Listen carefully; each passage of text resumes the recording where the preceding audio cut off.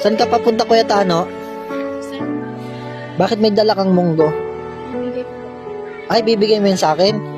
Ay, yung sinasabi ni nanay mo. Bilhin ko na lang yan. Kanina pa kita hinihintay. Kasi mayroon akong pa-surprise sa'yo. Dirin ka muna, ma-surprise ako ngayon sa'yo. Na muna yung munggo. Pa-surprise ngayon sa'yo ang kuya.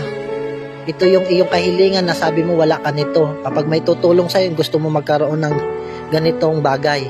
Ay sige, tanggalin mo na yung piring.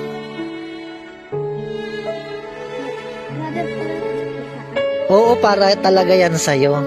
Diba sabi mo wala kang lagayan ng gamit? Brother, hindi po makakapaniwala na magkakaroon po ng sarili ng damit. Ayan po yung damit. Maraming salamat po kayo ng kaganda. Ako po yung matagal po nag-aaral ngayon po. Ano bang grade mo na?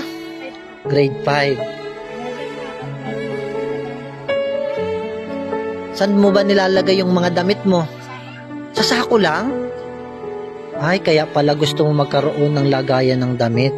Sige Kuya Tano, ngayong oras na ito, pwede mo na yan iuwi sa inyo at sabihin mo kay nanay mo